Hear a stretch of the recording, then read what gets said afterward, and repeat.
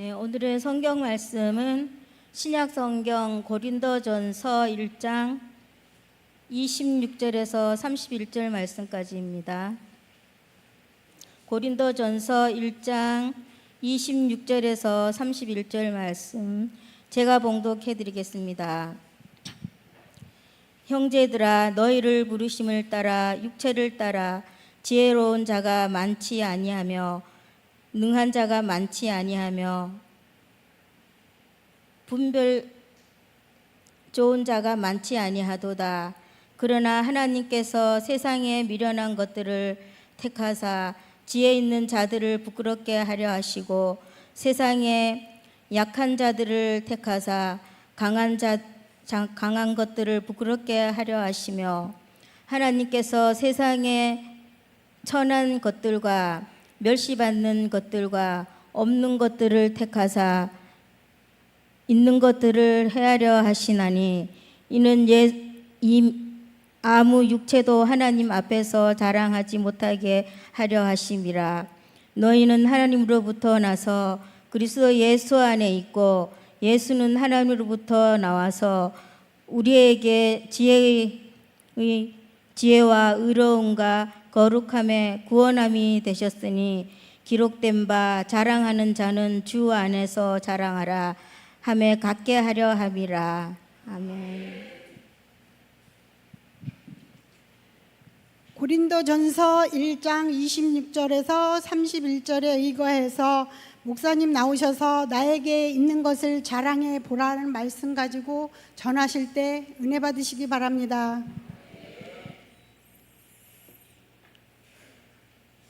자, 오늘 5, 6, 7, 8 여전도에 하얀 군대가 온 것 같습니다. 네. 여러분 모든 성도님들께서 주님의 군사로서 또 말씀에 무장되시고 내가 군사로서 바르게 무장되어서 살아가야 된다는 것을 분명히 깨닫고 나아갈 수 있는 우리 모두가 되기를 원합니다. 작년에 5, 6, 7, 8 헌신 예배 때에 그때 주제가 인생의 남은 날을 계수하고 있는가라는 주제였습니다. 다들 기억하시죠? 네. 시편 90편에서 1절 17절까지 해서 남은 날을 계수하고 있는가라는 제목으로 설교를 했었습니다. 그렇게 우리가 헌신합시다 라고 해서 그 주제로 말씀을 나눴죠. 그때의 말씀이 우리에게 가르친 것은 남은 날수 동안 앞으로 저와 여러분들이 특별히 5, 6, 7, 8 여전도 회원 모든 분들께서 앞으로 남은 날수 동안 가져야 할 지혜가 무엇인가에 대해서 말씀을 나눴었습니다. 그 지혜는 다른 것이 아니라 하나님께 긍휼을 구하며 또 남은 날수 동안 주님께만 마음을 드리고 하나님께서 참으로 우리들의 안전함이 되십니다. 참으로 하나님만이 우리의 안전한 거처가 되어 주시옵소서라는 그 마음과 간구로 살아가는 것이 바로 지혜다. 참으로 남은 날수 동안 가져야 될 지혜라고 말씀을 드렸습니다. 그렇다면 성도 여러분, 그리고 특별히 오늘 헌신을 또 결단하고 계신 5, 6, 7, 8 여전도 여러분들께서는 그 말씀에 의지해서 한 해 동안 듣고 또 고백하고 기도하고 찬양하신 대로 정말로 주님께만 마음을 드리고 주께 피하셨습니까? 나의 가장 안전한 거처가 주님께서 나의 거처가 되어주시길 그렇게 기도하셨습니까? 왜 그렇게 기도를 우리가 해야 하는가에 대해서 말씀을 드렸었어요. 왜 꼭 그런 기도를 해야 되는가?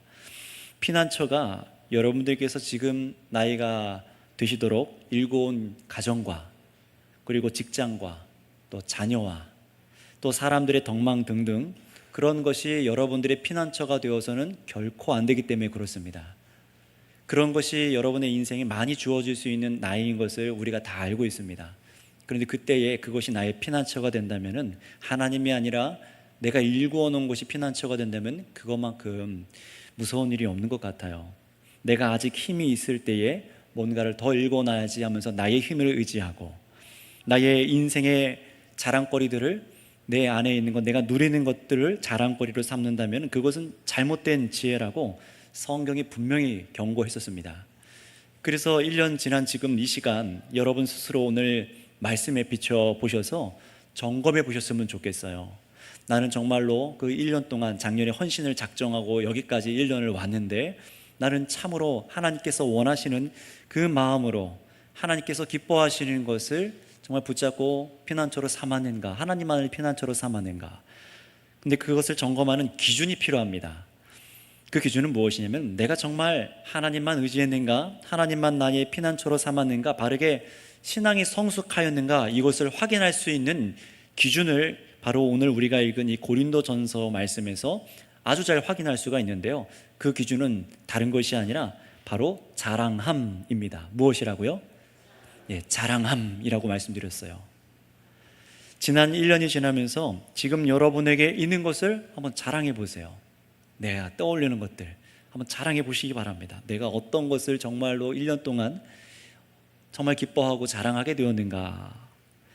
또 한번 떠올려 보세요. 나는 지금까지 어떤 것을 자랑하고 여기까지 왔는가. 그 자랑함 속에 아주 많은 영적인 상태를, 자신의 영적인 상태를 들여다볼 수 있는 것들이 막 흘러나올 겁니다.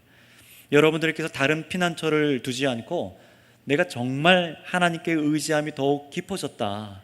그렇다면 여러분이 자랑하는 것이 분명히 달라지기 시작하였을 거예요. 그것이 오늘 무엇인지 말씀에 비추어서 여러분 오늘 시간 진리를 깨달으시고 더욱 하나님께서 원하신 바를 선명히 이루고 살아갈 수 있는 그런 모든 헌신자와 모든 성도님들 다 되시기를 바랍니다. 자, 오늘 본문은 고린도 교회 안에 당파가 나누어진 문제를 1장부터 고린도전서 1장부터 3장까지 다루면서 사도 바울이 이들의 잘못된 생각과 행동을 바로잡고 진리를 다시금 이해시키는 장면이 나와 있는 말씀이 바로 1장부터 3장까지예요. 말 그대로 당파가 사람들이 끼리끼리 나눠졌다는 것이죠. 그런데 오늘 본문 말씀으로 앞에 드린 여러분의 신앙이 바르게 자랐는가, 내가 정말 1년 동안 참으로 하나님의 사람으로 신앙이 바르게 자랐는가, 하나님만 의지하며 하나님만 피난처로 삼았는가, 기준을 잘 살펴볼 수 있는 내용들이 이 안에 있어요. 고린도 교회에게 복음이 전해지고 나서 이들이 참으로 그리스도를 구주로 영접하고 교회가 되었습니다. 근데 이들이 자라긴 자라갔는데 이상한 방향으로 교회가 자라서 내부에 문제들이 생겼습니다. 그 문제가 뭐냐면은 이들이 오직 그리스도의 십자가만을 의지해야 되는데 어느 순간 이들이 여기서 조금씩 벗어나기 시작했던 거예요. 놀랍게도 그게 이런 문제였습니다. 내가 누구에게 가르침을 받았느냐, 누구에게 세례를 받았느냐, 이것을 가지고 성도들이 서로 자랑하기 시작했다는 거예요. 나는 이런 사람한테 배웠어, 나는 이런 사람한테 세례를 받았어 하고 그것을 자랑하기 시작했다는 겁니다. 1장 12절에 나는 바울에게, 나는 아볼로에게, 나는 게바에게, 나는 그리스도에게 속했다. 말도 안 되는 일이 지금 교회 안에 일어난 겁니다. 바울과 같은 경우 직접 대면하여 말하는 것보다 어디에 더 은사가 있었던 사람이냐면은 이렇게 서신으로 글을 써서 진리를 증거하는 데 굉장히 탁월한 사도였습니다. 그러나 반대로 아볼로와 같은 사람은 아주 사람들을 직접 대하는 데에 이 말로 능통하게 말하는 사람이 이 아볼로였던 것을 성경 곳곳에 말씀들을 통해서 알 수가 있어요. 그런데 여러분 한번 잘 생각해 보세요. 복음을 증거받는 데 있어서 가장 중요한 것이 무엇일까요? 복음을 증거받는 데 가장 중요한 것이요. 복음을 증거받을 때 가장 중요한 것은 그 무엇도 아니라 십자가의 도입니다. 십자가의 도가 나에게 바르게 증거되었는가, 십자가의 도가 내 안에 바르게 세워졌는가, 이것이죠. 하나님 아버지께서 아들 예수님을 십자가에 죽게 하신 것 이 자체를 내가 어떤 의미로 이것을 분명하게 복음적으로 이해하고 받아들였는가, 이게 가장 중요한 겁니다. 그렇다면 중요한 것은 십자가의 죽으심 자체가 이 본질이지 결코 다른 것이 우리가 복음을 받아들이는데 다른 것이 본질이 될 수 없다라는 거예요. 예를 들면 이런 겁니다. 우리 17절 말씀을 한번 올라가서 읽어볼까요? 1장 17절입니다. 17절 있습니다. 시작. 그리스도께서 나를 보내심은 세례를 베풀게 하려 하심이 아니요 오직 복음을 전하게 하려 하심이로되 말의 지혜로 하지 아니함은 그리스도의 십자가가 헛되지 않게 하려 함이라. 아멘. 여기서 좀 주목해 봐야 될 단어가 몇 가지 있지만 그 중에 마지막에 복음을 전하는데 말의 지혜로 하지 아니하였다라는 것입니다. 이게 무슨 말이냐? 말로 하지 않고 무슨 기적을 보여준다던가 다른 말 아무것도 안 하고 오직 십자가 보혈 이런 식으로 막 선포하고 말했다는 것이 아닙니다. 여기서 말의 지혜라라고 말하는 어떤 그 의미는 뭐냐면 당시 1세기 헬라 시대죠. 그리스 지역의 헬라적인 웅변 기술들을 말을 하는 거예요. 웅변 기술, 수사학적인 기교적인 말들을 의미하는 겁니다. 아주 수학적으로 아름다운 미사여구를 붙여서 또 웅변적인 기술을 보태서 이 말을 하는 것이 굉장히 발달해 있었어요. 왜냐하면 더 그런 것이, 혹시 여러분 로마 카톨릭 성당에 가보신 적 있으십니까? 거기 가면요, 조금만 소리를 내도 굉장히 잘 울리게 되어 있어요. 그래서 왜냐하면 마이크 시설이 예전에는 없었기 때문에 이게 성가대들 사실 거기서 오라토리 챈트라든가 이런 것들이 잘 멀리까지 들리도록 그렇게 발성하는 것이라든가 말하는 것이 발전했었습니다. 그래서 말하는 웅변술, 말기술들, 이런 소리들, 이런 것이 굉장히 그 당시에 중요하게 각광을 받던 시대였습니다. 특히 1세기예요. 저와 여러분 모두가 말하고 다른 사람에게 정보를 다 전달하고 살아가지만 이 웅변적인 기술, 사람의 정신을 쏙 빼놓는 식의 사람을 홀리는 말을 하는 사람들이 이 세상 가운데 있습니다. 사실 이런 것도 많이 가르치지 않습니까? 저 어릴 때는 웅변 학원을 좀 다녔었어요. 아마 다녀보신 분들 있을 겁니다. 앞에 나가서 막 두 손 이렇게 딱딱 들어서 이거 하신 분들 막 있을 겁니다. 이런 말기술들, 이런 것들을 막 배우고 가르치고 말하는 것들, 이 당시에 있었던 겁니다. 저와 여러분 모두가 말하고 다른 사람에게 어떤 복음에 대해서 말을 하지만은 당시 1세기 웅변술이 조금은 남달랐던 것 같아요. 왜냐하면 그 당시에 웅변술은 마술로 불리기도 했다고 합니다. 왜냐하면 정말 사람들의 얼을 빼놨던 것 같아요. 이게 말만 하면 막 술술술해서 다 생각과 정신이, 마음이 다 빼앗길 것처럼 말을 했던 것 같습니다. 그러나 바울은요, 마치 그런 사람들처럼 복음을 사람의 말로, 지혜로, 당시 통용되던 수사학이라는 기교로 전하지를 않았다라고 말을 하는 거예요. 왜냐하면 말의 기교라던가 웅변적인 기술을 등에 그런 말의 기술로 복음을 전했더라면 반드시 문제가 생기기 때문에 그렇습니다. 전하는 예수님의 십자가의 십자가가 주목받는 게 아니라 말을 잘하는 사람, 그 바울이 주목받게 되기 때문입니다. 여러분들 생각을 해보세요. 어떤 사람한테 이런 말을 듣기 원합니까?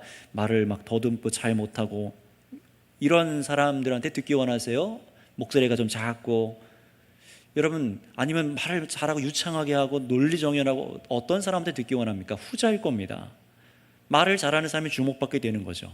그래서 바울은요, 그럼에도 불구하고 이 말하는 게, 직접 대면해서 말하는 게 좀 약했지만 그럼에도 불구하고 그 기술을 갈고 닦아가지고 그렇게 수사학적으로 말하지 않았다라는 거예요.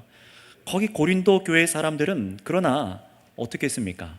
세례를 베푸는 사람이 어떻게 기교 섞인 웅변적인 기술로 뛰어나 보이는 말을 했는가? 사람 비교해 가며 이제 추종하기 시작하는 거예요. 나는 바울 파, 나는 아볼로 파 등등, 이렇게 추종자가 다르게 된 겁니다. 한 교회 안에서요. 끔찍한 일이 벌어진 거죠. 예수님은 우리를 하나로 모으시기 위해서 자신의 목숨을 내어주셔서 우리를 한 가족으로 만드셨는데 파당이 생긴 겁니다. 다시 말하면 그 교인들의 자랑거리가 십자가가 아니라, 십자가에 달려 죽으신 예수님이 아니라 사람의 초점을 두고 신앙생활을 하고 자랑하기 시작했다는 겁니다. 내가 누구를 위해서 헌신하고 있지, 내가 누구를 위해서 이렇게 하고 있지, 이런 생각들이 있었다는 거죠. 그런데 바울이 이렇게 수학적인 말의 기교, 지혜, 헬라 철학적인 말들, 뭔가 당시 많이 배운 사람들의 냄새로 말하지 않은 이유가 또 있습니다.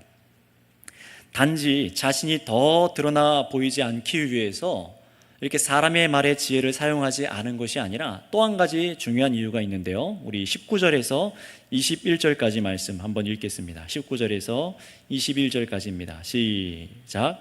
기록된 바 내가 지혜 있는 자들의 지혜를 멸하고 총명한 자들의 총명을 폐하리라 하였으니, 지혜 있는 자가 어디 있느냐? 선비가 어디 있느냐? 이 세대의 변론가가 어디 있느냐? 하나님께서 이 세상의 지혜를 미련하게 하신 것이 아니냐? 하나님의 지혜에 있어서는 이 세상이 자기 지혜로 하나님을 알지 못하므로 하나님께서 전도에 미련한 것으로 믿는 자들을 구원하시기를 기뻐하셨도다. 아멘. 자, 이 말을 요약하면 어떤 말이냐면은, 이 웅변적인 당시 말기술, 수사학적인 기술, 당시 철학적인 사고들이 굉장히 발전했던 시대였지만 아무리 그런 세상적인 신학적인 통찰로는 하나님을 알 수가 있다 없다? 없다라는 거예요. 아무리 세상에 그 당시에 발전했던 그 철학으로도 신을 알 수가 없다라는 겁니다. 20절에 보시면은 이 시대의 변론가라고 되어 있죠. 그 당시의 변론가들은요, 그 시대의 교육을 굉장히 많이 받은 사람들의 상징이었습니다. 엄청난 학식이 있는 학박사 같은 사람들이에요. 그럼에도 불구하고 아무도 하나님의 지혜에 대해서 가르칠 수가 없었다는 겁니다.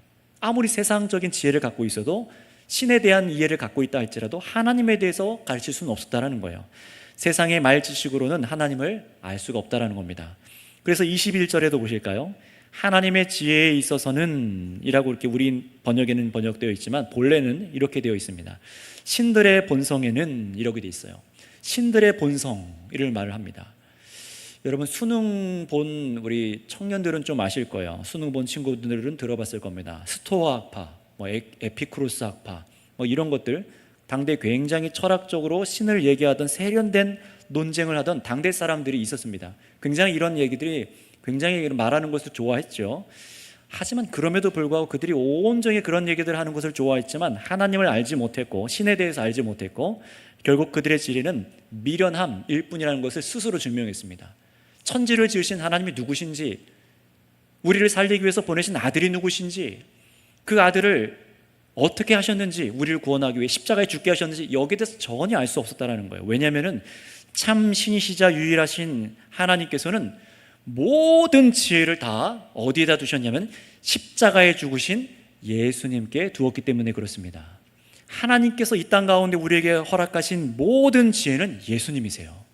예수님께서 십자가 위에 죽으심으로 말미암아 유대인과 온 열방을 구원하시기로 작정한 것이 하나님의 지혜이지만, 다른 사람들에게는 이 십자가도가 미련한 것이요, 멸망받는 것이라고 생각을 하게 되었습니다.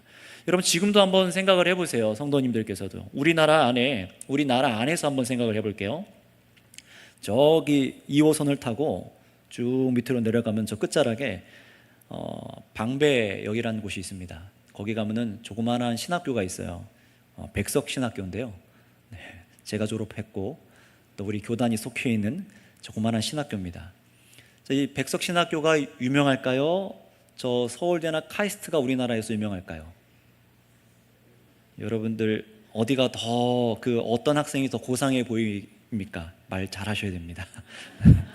물론 여러분들께서는 믿음이 좋으셔서 신학교라고 말씀하겠지만, 신학생이라고 말하겠지만, 대부분 명문대학교 학생들이 더 그래도 고상해 보이는 어떤 그런 시선이 좀 있을 겁니다. 실제로 이렇게 캠퍼스마다 가서 좀 하다 보니까 서울대를 갈 기회가 있었어요. 벌써 대화하는 거나 이거 걸어다니는 매모새도 다르고, 뭔가 좀 풍채도 뭔가 편하게 읽는데 뭔가 달라요. 그런데 조금 이렇게 성적이 떨어지는, 죄송합니다, 학교를 갔는데 난장판입니다. 차이가 좀 있구나. 그런데 대화를 나눠보면은 사실 영적인 피로는 똑같습니다. 겉으로 보여지는 것만 다를 뿐이에요. 여러분들 어떻습니까? 좋은 동네에서 유명한 선생에게 배우고, 유명한 가문에서, 오늘 정말 이 본문에서 나오지 않습니까? 유명한 가문에서 태어난 사람들이 말하는 것, 이걸 더 사람들이 신뢰하지 않겠습니까? 그러면 이런 학식과 문벌과 이런 것을, 높은 것을 좋아하는 사람들이 나의 인생을 살아가는 데 있어서 목사의 말을 듣겠습니까? 아니면 그런 학벌 좋은, 문벌 좋은 사람들의 말을 더 듣겠습니까? 여러분들 한번 생각해 보세요. 목사의 말을 듣겠습니까? 저 방배동에 나온 신학교 나온 목사의 말을 더 들으시겠습니까? 인생을 걸고. 아니면 저 카이스트 서울대에는 철학과 나온 사람들의 말을 더 막 듣고, 의대 나온 사람들의 말을 듣고 더 신뢰하고 더 살아가겠습니까? 솔직해져 보세요. 대답을 잘 하셔야 됩니다. 우리 교회 목사님들과 가까이 지내는 걸 자랑하시겠습니까? 아니면은 서울대 의대 출신 유명 의사나 판검사가 가까운 사이인 걸 자랑하시겠습니까? 목사님들인가요? 유명한 의대 의사 판검사입니까? 둘 다 잘못된 걸 자랑한 거예요. 둘 다 잘못됐습니다. 여러분들이 자랑해야 될 것은 누가, 어떤 인물이 나를 가르쳤는가, 또는 세상에서 얼마나 유명한 사람이 나의 주위에 있는가, 이것 전부 다 자랑할 것들이 아닙니다. 왜냐하면 먼저 세상에 지혜에 있다 하는 사람들은 아무리 지혜로워도 하나님을 알 수가 없습니다. 하나님의 지혜이신 그리스도를 알지를 못합니다. 그분을 보화로 여기지 않아요. 또 목사들이 아무리 설교를 잘하고 잘 가르쳐주고 유명 대형교회 출신 누구 목사에게 내가 세례받았다, 누구에게서 배웠는지, 사실 그거는 본질이 아니잖아요. 그건 본질이 아니잖아요. 정말로 저와 여러분들이 자랑해야 될 것은 그 목사님들이, 저를 포함해서 우리 교회 교육자분들이 선포한 가장 중요한 건 예수님께 초점이 있어야 됩니다. 그 예수님을 알게 된 것과 내가 믿게 된 것과 내가 예수님 믿음으로 예수님 안에 거하게 된 것을 자랑해야 될 줄을 믿습니다. 이거 자랑해야 되는 거예요. 이 용역을 조금 더 확대해서 말씀드릴게요. 여러분들께서 한 해 동안 하나님을 의지하시면서 지난 2022년, 23년 이렇게 넘어오시면서 내가 정말로 하나님만 피난처로 삼으셨다면 여러분들께서 정말 자랑할 것은 여러분의 생업, 자녀의 잘됨, 가정의 잘됨, 사업의 잘됨, 여러분의 복음을 가르쳐준 누구누구 뭐 이런 것으로 감사할 수는 있지만 이런 것은 여러분이 정말 자랑해야 될 본질이 아닙니다. 물론 골로새서 서신 같은 곳에 보면은 거짓 교사와 분별하기 위해서 너가 누구에게 배우는지 기억하라 이렇게 말하는 곳이 있어요. 그럼에도 불구하고 그 이유 역시 십자가에 죽으신 예수님만 바라보라는 그런 의미로 누구에게 배웠냐 이 얘기를 하는 것이었어요. 그럼 여러분 한번 스스로 2023년 상반기와 22년 하반기를 우리 5, 6, 7, 8 여전도 회원분들, 온 성도 여러분 돌아보시기 바랍니다. 지금 여러분들께서 가장 자랑하고 있는 것이 무엇입니까? 십자가에 죽으신 예수님입니까? 아니면 세상에 지혜 있다 하는 자들이 누리고 영위하고 있는 것들을 나도 얼마나 가지고 있는지, 얼마나 하나님이 그런 걸 나에게 저 사람들보다 더 많이 주셨는지 혹시 이거 자랑하고 있습니까? 이걸 다시 말하면 이런 것입니다. 골고다 해걸의 언덕 위에 십자가 형틀에 매달려 죽은 예수라는 청년을 알고 믿는 것이 가장 나의 자랑이냐? 아니면은 세상 지혜에 있다 하는 사람들, 돈이 있고 지식이 있고 그래서 세상에 정말 선도해 가는 사람들, 이 땅의 현실적인 삶에 뭔가 기준이 되어 보이는 사람들, 그 사람들이 항상 세상에 있잖아요.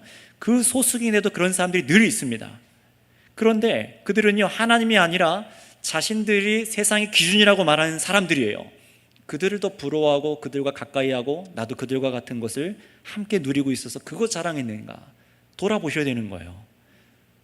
여러분, 이것은 보통 문제가 아닙니다. 그냥 다 어떤 것든 자랑해도 되지, 아닙니다.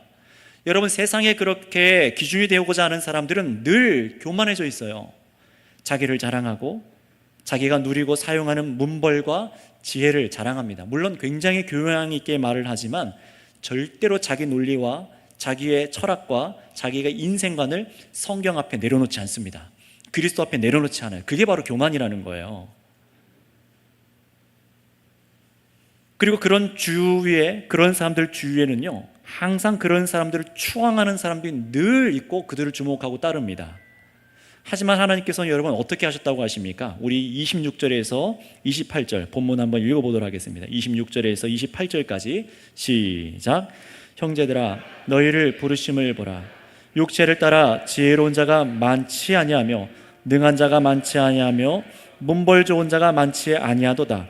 그러나 하나님께서 세상에 미련한 것들을 택하사 지혜 있는 자들을 부끄럽게 하려 하시고 세상에 약한 것들을 택하사 강한 것들을 부끄럽게 하려 하시며 하나님께서 세상에 천한 것들과 멸시받는 것들과 없는 것들을 택하사 있는 것들을 폐하려 하시나니. 아멘. 자, 왜 이렇게 했느냐? 하나님께서 왜 이렇게 지혜 있는, 세상에 지혜 있는 자들을 낮추시고 낮게 있는 사람들을 높이셨는가? 왜 그러는지 그 이유가 중요한데요. 우리 29절 이어서 읽어볼까요? 시작. 이는 아무 육체도 하나님 앞에서 자랑하지 못하게 하려 하심이라. 아멘. 중요한 구절이라 제가 다시 읽어드릴게요. 아무 육체도, 이는 아무 육체도 하나님 앞에서 자랑하지 못하게 하려 하심이라. 아멘. 하나님께서는요, 그냥 누가 자랑하는 꼴을 도무지 못 보는 그런 분이라서가 아닙니다. 왜 아무 육체도 하나님 앞에서 자랑하지 못하게 하셨냐면은 이 이유가 우리에게 정말 중요한데요. 그 이유는 먼저 세상 지혜자들이 하나님을 알지도 못하면서 자신들의 높아진 교만을 낮추기 위해서 이렇게 하셨답니다. 근데 이 이유도 있지만 오늘 본문에서 말하는 아무 육체도 하나님 앞에서 자랑하지 못하게 하셨다라는 더 중요한 이유가 나와 있어요. 한번 뒤에 가서 30절 읽어볼까요? 이 이유를 한번 동그라미를 쳐놓고 같이 읽겠습니다. 30절, 31절이 굉장히 중요한 구절입니다. 시작. 너희는 하나님으로부터 나서 그리스도 예수 안에 있고 예수는 하나님으로부터 나와서 우리에게 지혜와 의로움과 거룩함과 구원함이 되셨으니. 자, 여기까지 일단은 보시기 바랍니다. 너희는 누굽니까? 예수를 믿는 고린도 교회들이죠. 너희는 하나님으로부터 나서, 이건 위로부터 성령으로 났다는 겁니다. 세상 방법으로 거듭난 사람들이 아니라는 거예요. 그런데 중요해요. 새롭게 태어났다는 건데 이제 하나님으로부터 난 고린도 교회의 성도가 누구 안에 있다라고 30절 말합니까? 네, 그리스도 예수 안에 있고, 여기 줄을 쳐놓으세요. 그리스도 안에 있고, 우리가 하나님으로부터 태어났다면 그리스도 안에 있다라는 거예요. 다른 안에 있는 것이 아니라 그리스도 안에 있다라고 얘기를 합니다. 이게 굉장히 중요한 핵심입니다. 우리가 예수님 안에 있게 된 것이 중요한 거예요. 여러분, 이 말씀을 믿으십니까? 내가 세상에 속한 자라면 세상의 지혜들을 자랑하게 돼 있어요. 내가 세상에 속한 자라면, 여전히 세상 것이라면 세상의 문벌 좋은 것들을 자랑하고 동경하고 높여야겠죠. 그러나 저와 여러분들이 예수님 안에 있게 되었다면, 여러분 세례에 대한 설교를 들었잖아요. 세례에 대한 이 일이 어떻게 일어나는지 계속 말씀드렸죠. 우리가 하나님으로부터 났다는 것은 이제 아버지가 바뀌었다는 거예요.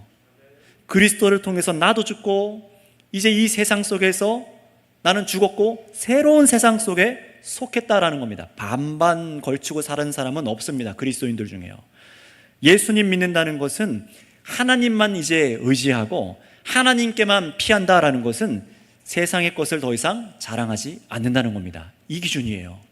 여러분들이 정말 한 해 동안 내가 하나님께 피했는가 어떻게 점검하셔야 된다고요? 내가 정말 세상 것을 더 이상 자랑하지 않는 자가 되었는가? 이 기준으로 한번 여러분들 스스로를 평점을 매겨보세요. 내가 세상 것을 얼마나 동경하고 있는가? 만약에 있다면은 내가 하나님께 온전하게 피한 것이 아니라는 겁니다. 그래서 세상이 강하다고 여기는 것들은 더 이상 우리가 우러러 보거나 동경하거나 자랑할 거리가 아님에도 불구하고 여전히 내가 그리스도인이라고 말을 하면서도 그런 유명인들, 셀럽 인사들을 더 동경하고 좋아하고 나도 그들이 누리는 것을 같이 향유하면서 그것을 자랑하고 다닌다면 이거 정말로 이상한 겁니다. 따라서 성도 여러분, 31절을 우리가 중요하다고 말씀드렸던 31절을 읽되 오해하지 않고 이것을 이해하기 원하는데요. 다시 한번 31절을 읽어볼까요? 시작. 기록된 바 자랑하는 자는 주 안에서 자랑하라 함과 같게 하려 함이라. 아멘. 이 31절이 약간 번역이, 우리 갖고 있는 번역이 아쉬운데요, 이 번역을 새 번역과 공동 번역이 조금 더 정확하게 되어 있어요. 다른 번역에는 뭐라고 되어 있냐면, 여기 우리가 읽은 번역에는 자랑하는 자는 주 안에서 자랑하라 라고 말을 하잖아요. 그러니까 마치 주 안에서 모든 다른 걸 자랑하는 것처럼 느껴지잖아요. 그런데 다른 번역을 보면은 더 잘 해놨어요. 뭐라고 하냐면 예수님을 자랑하십시오 라고 되어 있어요. 예수님 안에 있는 사람은 그냥 예수님을 자랑하라고 되어 있습니다. 예수님이 우리에게 지혜와 30절에 의로움과 거룩함과 구원함이 되신 유일하신 하나님께서 보내신 분이기 때문에 저와 여러분들이 참으로 예수님 안에 있다면 이제 다른 지혜를 자랑하지 않아야 된다는 겁니다. 그러니 여러분들께서 참으로 예수님 안에 있고 예수님께서 여러분의 모든 지혜와 구원에 관한 모든 만족이 되신다면 여러분들께서 1년 동안 자라시면서 반드시 더 예수님을 기뻐하는 사람으로 자랐어야 됩니다. 예수님을 더 알기를 힘쓰는 사람들이 되었어야 합니다. 예수님의 말씀을 더욱 귀 기울이고 예수님이 이루신 그 십자가 공로를 자랑하는 일들에 더욱 풍성해지는 5, 6, 7, 8 여전도가 되었어야 된다는 거예요. 그러나 고린도 교회는 이런 부분에서 벌써 문제가 생겼던 겁니다. 그래서 고린도서는 이 고린도 교회에 여러 가지 문제들을 주제별로 하나씩 다루는 서신이거든요. 그런데 그 처음 문제를 다룬 것이 무엇입니까? 예수님만 자랑하라. 제발 다른 것 자랑하지 말고 예수님만 자랑하라. 예수님 안에 있게 된 사람이 다른 세상에 문벌 좋고 강하고 지혜로 보이는 자들이 알 수 없는 지혜를 우리가 가졌는데 왜 자꾸 그렇게 말하는 것, 행동하는 것, 형식적인 것, 이런 것 보고 사람의 높낮이를 따져서 취향을 따라서 선택을 하고 있느냐라고 말을 하는 거예요. 그러니 이들은요, 믿기는 믿었어도 예수님으로 제대로 출발하지 않고 다른 것을 자랑하게 될 때부터, 거기서부터 얼마나 많은 오류들이 뒤에 고린도서 읽어보면은 얼마나 많은 오류와 결격함들이 일어난지를 모릅니다. 여기서부터예요. 내가 예수님을 자랑하느냐 다른 것을 자랑하느냐에 따라서 그 뒤의 인생은 너무 달라집니다. 그러니 성도 여러분, 특별히 우리 하나님께서 사랑하시고 인도하시는 568 여전도 여러분, 다른 헌신을 결단하라는 것이 아닙니다. 오늘 이 시간요, 작년과 또 다른 헌신을 더하라는 것도 아닙니다. 34년 선교교회 헌신 예배를 하셨다면 34년 다른 내용들의 헌신을 그때그때 하라는 것이 아닙니다. 성경이 전하는 바 오직 예수님 안에서 예수님만 자랑하는 헌신하시라는 거예요. 예수님만 자랑하라는 겁니다. 거기서 자연스럽게 주께서 기뻐하시는 헌신이 나오게 되어 있습니다. 그러니 여러분, 지난 1년 동안 하나님께 헌신하였다고 드려진 여러분들의 삶 속에서 여러분이 자랑하고 있는 것이 무엇인지 또 한번 생각해 보세요. 나의 남편, 남편의 사업, 나의 건강, 코로나 기간 가운데 내가 망하지 않은 것, 내가 그런 사업 아이템을 갖고 있고 건강과 나에게 참 복이 있었던 것, 나의 기도의 정성, 나의 헌금 생활, 교회 봉사, 구역장과 직분자로서 봉사, 하나님께서 여러분에게 주신 자녀가 좋은 직장에 가도록 하나님께서 인도해 주신 것, 이런 것이 혹시 자랑이셨습니까? 여러분의 자녀가 잘 살고 좋은 직업을 가진 사람과 만나서 결혼하고 좋은 가문의 사람과 결혼하고 경제적으로 잘 사는 것이 혹시 자랑이셨습니까?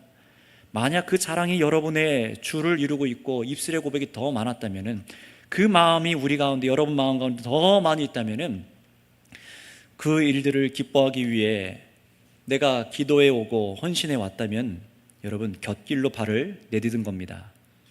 빨리 거기서 돌아오셔야 돼요. 30, 40대, 50대를 지나며 이제 사회적으로도 많은 것을 이루고 살아가고 있는 나이대실 겁니다. 교회 안에서도 이제 중직들로 가장 많이 활동하는 나이실 겁니다. 하얀 군대잖아요. 벌써 가장 많은 여전도회 아닙니까? 근데 이때에 참으로 성경 말씀이 주는 교훈으로 여러분을 두르시길 바랍니다. 이건 제가 아니라 성경이 부탁하는 거예요. 가르치고 있는 겁니다. 세상의 기준들, 세상의 문벌 좋은 자들이 누리고 지혜라고 말하는 것들을 따르지 마시기를 바랍니다. 그것을 자랑하지 마세요.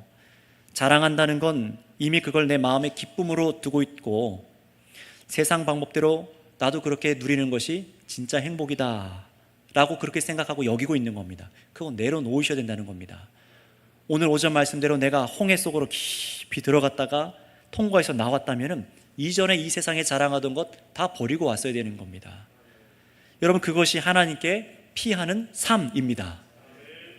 예수님 안에 있는 사람이 피할 곳은 하나님 아버지밖에 없으시며, 그때에 우리가 누릴 지혜와 의로움과 거룩함과 구원을 주시는 분은, 아버지께서 우리에게 그때마다 찾는 분은 누구를 주십니까?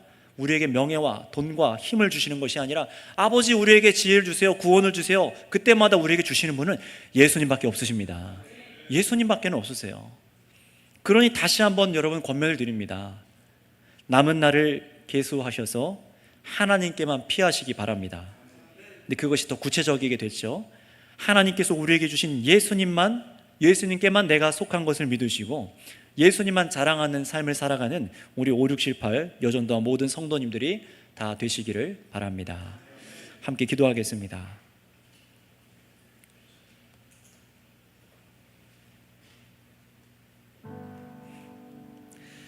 하나님께서는 우리에게, 자녀들에게 필요한 것을 아시고 또 구할 때에 그 관계성 안에서 주십니다.